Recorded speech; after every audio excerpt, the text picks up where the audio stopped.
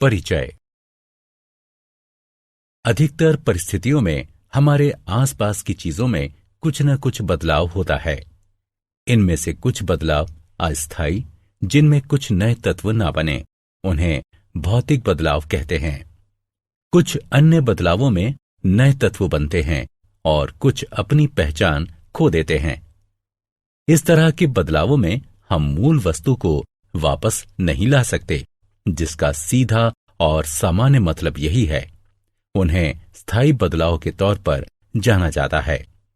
उदाहरणार्थ, कागज के जलने पर कार्बन का बनना। जब कागज जला दिया जाता है तो कार्बन के कण राख बन जाते हैं। इनको दोबारा से कागज नहीं बनाया जा सकता। इस तरह ये स्थायी रासायनिक परिवर्तन है।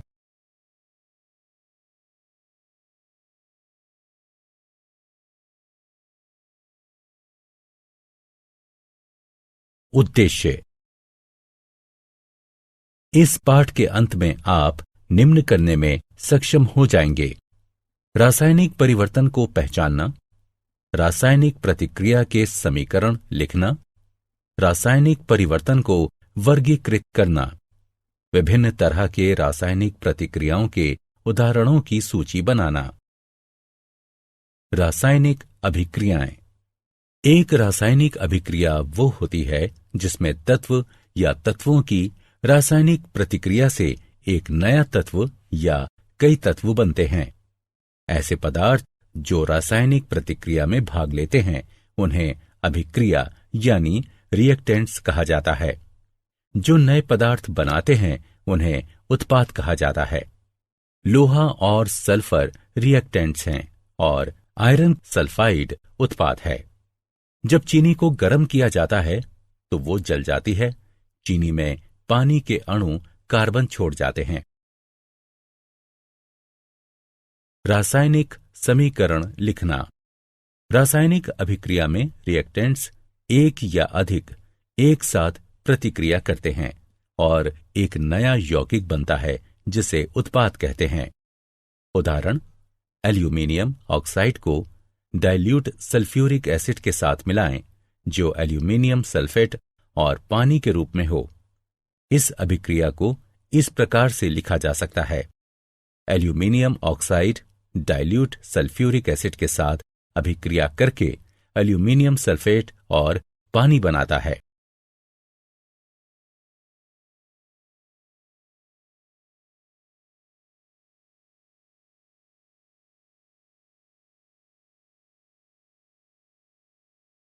रासायनिक समीकरण लिखने के लिए निम्नलिखित तरीके अपनाए जाते हैं। अभिकारकों के प्रतीक और सूत्रों को पहले बाईं ओर लिखा जाता है। यदि एक से ज्यादा उत्पाद हों तो उनके बीच योग धन चिन्ह लगाकर उन्हें अलग अलग दर्शाते हैं। एल्यूमीनियम ऑक्साइड और डाइल्यूट सल्फ्यूरिक एसिड को इस तरह लिखते हैं। तीर का सिरा उत्पाद की ओर होता है, जो उत्पाद के रूप में अभिक्रिया होने को दर्शाता है। प्रतीक और सूत्र यौगिकों के गठन यानी उत्पाद को तीर के निशान के बाद दाईं ओर लिखते हैं और ये दर्शाता है कि इसका गठन हुआ है। यहां पर एक योग धन चिन्ह भी दो यौगिकों के बीच अलग अलग जगहों पर लगाया जाता है।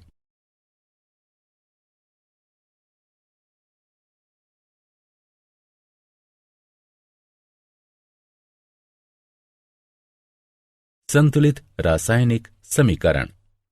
रासायनिक समीकरण द्रव्यमान के संरक्षण के नियम पर आधारित है। इस नियम के अनुसार द्रव्यमान का निर्माण नहीं किया जा सकता है और न ही रासायनिक अभिक्रिया में नष्ट किया जा सकता है। ऐसा सिर्फ तब संभव होता है जब हर परमाणु की कुल संख्या अभिकारक के बराबर हो, साथ ही समीकरण के उत्पादन जितनी हो। जिन समीकरणों में विभिन्न तत्वों के परमाणुओं की संख्या अभिक्रिया से बनने वाले उत्पादन जितनी परमाणुओं की संख्या हो तो उसे संतुलित समीकरण के रूप में जाना जाता है।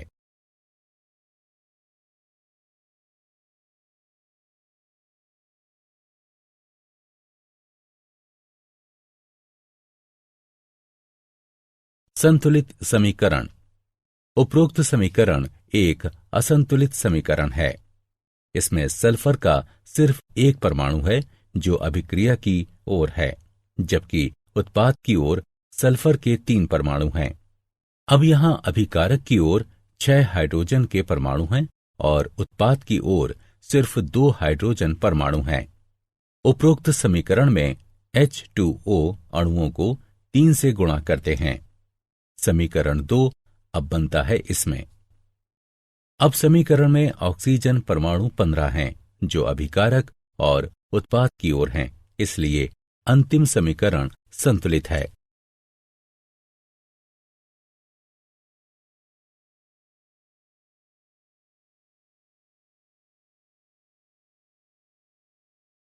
रासायनिक अभिक्रियाओं के प्रकार। तत्वों और यौगिकों के मिश्रण से कई तरह के पदार्थ बनते हैं। लाखों यौगिक तत्वों या यौगिकों की रासायनिक अभिक्रियाओं से बनते हैं। रासायनिक अभिक्रियाओं में तापमान, दबाव, प्रकाश की उपस्थिति आदि के रूप में विभिन्न परिस्थितियों की आवश्यकता होती है। रासायनिक अभिक्रियाएं कई प्रकार की प्रणालियों में घटित होती हैं, जैसे कि मानव शरीर, पौधे, उद्योग, प्रकृति आदि। रासायनिक अभिक्रियाओं के 4 प्रकार होते हैं, जो कि इस प्रकार हैं: संयोजन अभिक्रिया, अपघटन अभिक्रिया, विस्थापन अभिक्रिया, द्विविस्थापन अभिक्रिया।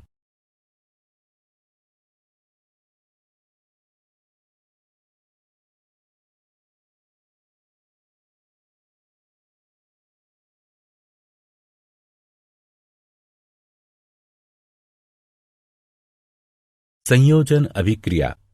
कुछ अभिक्रियाओं में नया द्रव्य मूल तत्व में मिलाया जाता है और तत्व द्रव्य में मिल जाता है।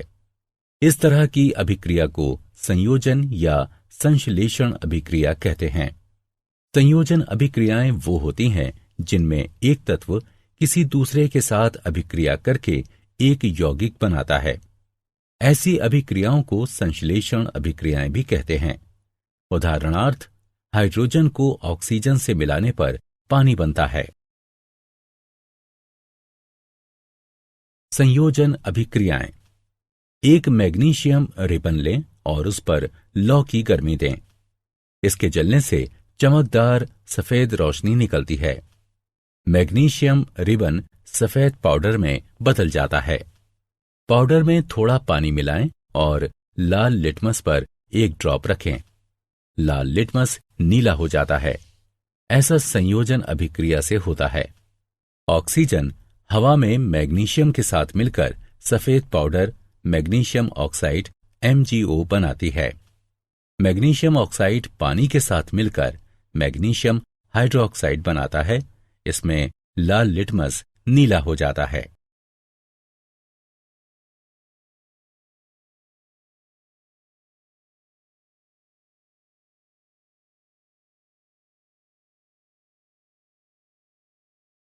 अपघटन अभिक्रियाएं।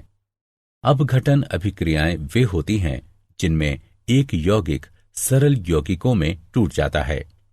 उदाहरणार्थ, गर्म करने पर कैल्शियम कार्बोनेट से कैल्शियम ऑक्साइड और कार्बन डाइऑक्साइड बनता है।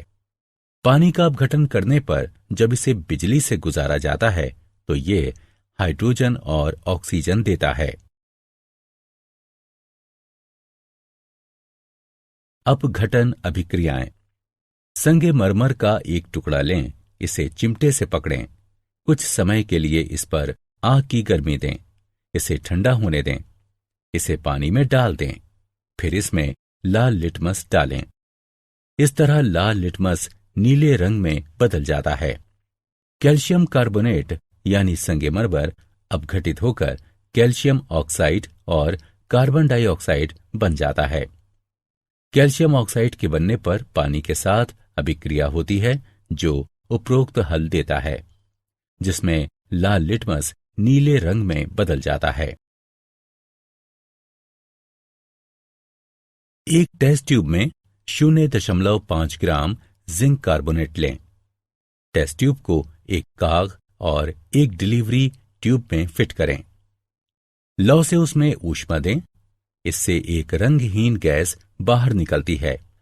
इस गैस को नींबू पानी से गुजारते हैं तो ये दूधिया हो जाता है। जिंक कार्बोनेट को गर्म करने से यह अपघटित होकर कार्बन डाइऑक्साइड गैस और जिंक ऑक्साइड बनाता है। कार्बन डाइऑक्साइड नींबू पानी को दूधिया कर देती है। एक चाइना डिश में 1.0 ग्राम फेरस सल्फेट लेकर गर्म करें। तेज गर्म करने पर फेरस सल्फेट का रंग हरे से बदलकर भूरा हो जाता है। एक तीखी महकदार गैस भी इससे बाहर निकलती है। ऐसा फेरस सल्फेट के अपघटन की वजह से होता है, जो ब्राउन फेरिक ऑक्साइड और SO2 और SO3 जैसी तीखी महकदार वाली गैस निकलती है।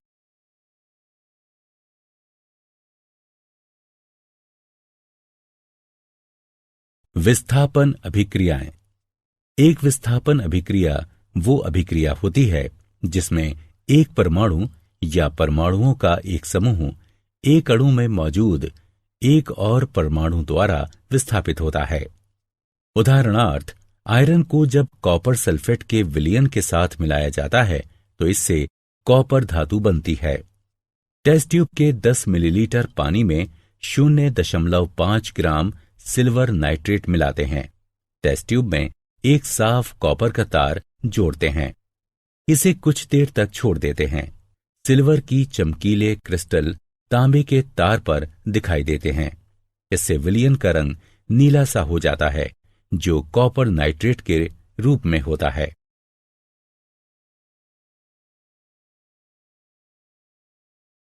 इस अभिक्रिया में लौह धातु को कॉपर के साथ मिलाने पर कॉपर सल्फेट का विलयन विस्थापित होता है।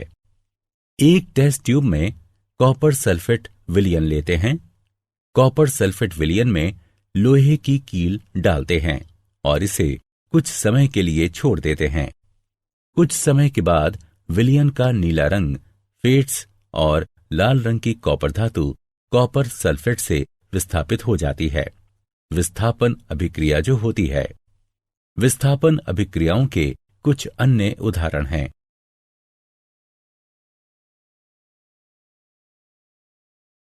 द्विविस्थापन अभिक्रियाएं। द्विविस्थापन अभिक्रियाएं वे होती हैं जिनमें दो यौगिक आयनों को बदलकर दो नए यौगिक बनाते हैं। इन अभिक्रियाओं को पार्टनर एक्सचेंज अभिक्रिया के नाम से भी जानते हैं। ये अभिक्रियाएं आयनिक यौगिकों में होती हैं।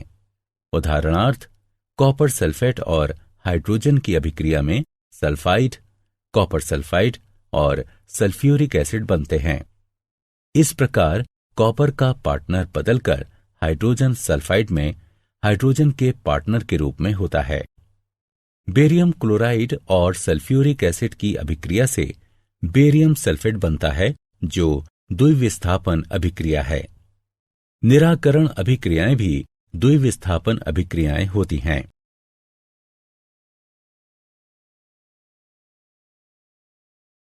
रेडॉक्स अभिक्रियाएं।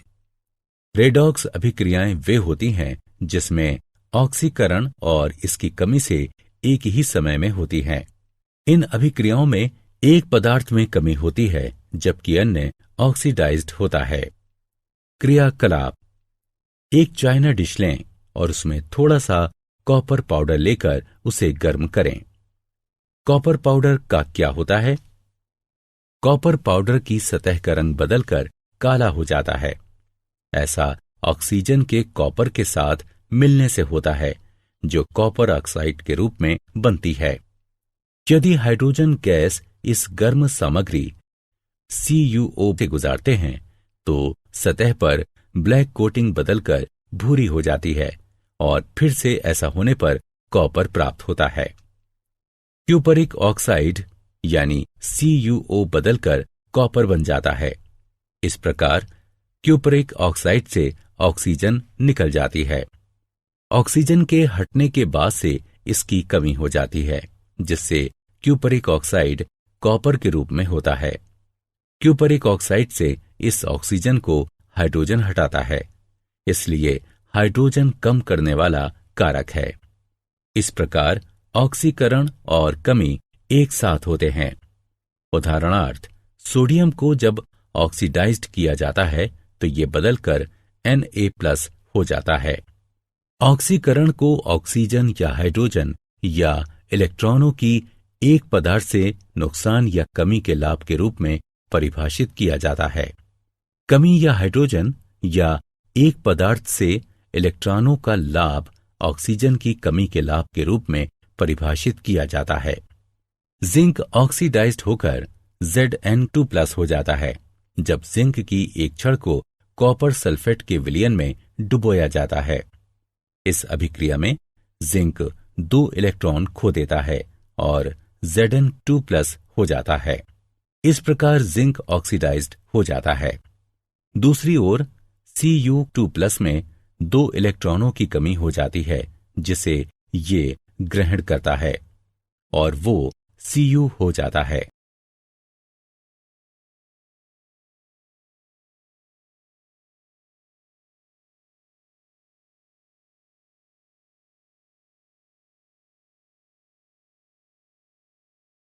संक्षारण। आपने देखा होगा कि लोहे के बने पुराने गेट पर लालिमा युक्त भूरे रंग की परत चढ़ जाती है। लोहे की चीजों में लालिमा युक्त भूरा रंग एक जंग होता है। कुछ अन्य सामग्री में भी इसी तरह का जंग लगता है। चांदी पर काली परत और कॉपर पर हरे रंग की परत भी इसी तरह के उदाहरण हैं। जंग एक प्रक्रिया है जो धातुओं को धीरे धीरे बाहरी हवा, नमी या उनकी सतह के हिसाब से रासायनिक क्रिया की वजह से होती है।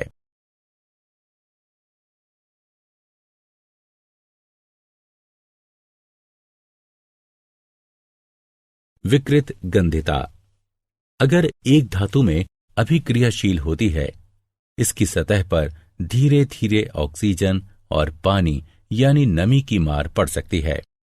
धातु हवा में मौजूद ऑक्सीजन और पानी के वाष्प के साथ अभिक्रिया करके यौगिक बनाता है। इन यौगिकों के बनने से धातु की सतह पर असर होता है। इससे धातु की सतह कमजोर हो जाती है। धातु की सतह पर यौगिकों के बनने से धीरे धीरे उसकी सतह और कमजोर हो जाती है और फिर हवा और पानी की वजह से इसे नुकसान होता है। यह प्रक्रिया आगे भी चलती रहती है। इस तरह हवा और पानी धीरे धीरे पूरी धातु को ही नष्ट कर देते हैं। जब हम खाद्य सामग्री, वसा या तेल को लंबे समय तक रखते हैं तो ये वकृत गंधी हो जाते हैं और एक समय के बाद इसके दुर्गंध और स्वाद बदल जाते हैं। ऐसा खाद्य सामग्री के बासी हो जाने की वजह से होता है।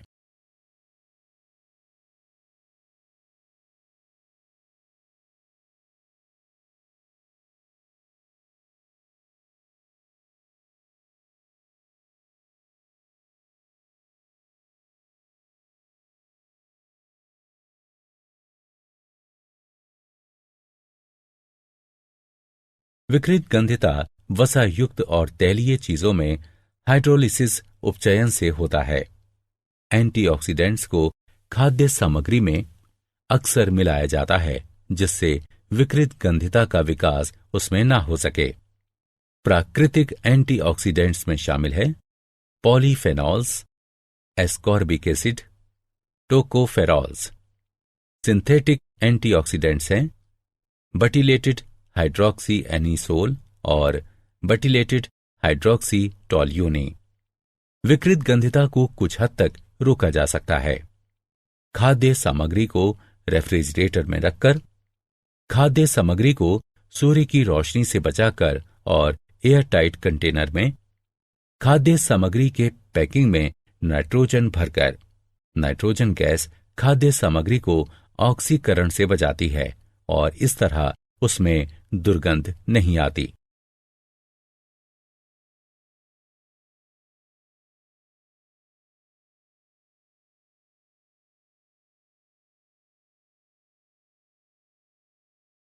क्या आप जानते हैं स्लैग्ड चूने का उत्पादन CaOS जमा H2O L gives CaOH2 AQ की अभिक्रिया से होता है, जिसका प्रयोग दीवारों की पुताई में किया जाता है।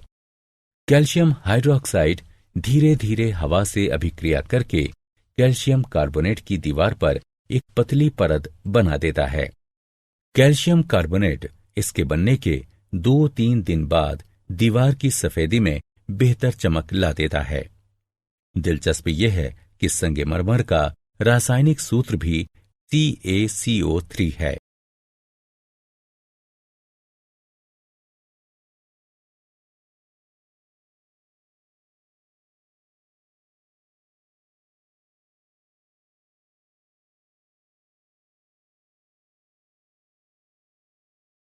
सारांश। आइए हमने जो कुछ सीखा है उसे संक्षेप में दोहराएं। रासायनिक अभिक्रियाएं स्थायी बदलाव करती हैं। प्रत्येक रासायनिक अभिक्रिया एक संतुलित रासायनिक समीकरण द्वारा दर्शाई जा सकती है। विभिन्न प्रकार की रासायनिक अभिक्रियाओं की चर्चा करें। संयोजन अभिक्रियाएं, अपघटन अभिक्रियाएं, विस्थापन अभिक्रियाएं, द्विविस्थापन अभिक्रियाएं और रेडॉक्स अभिक्रियाएं।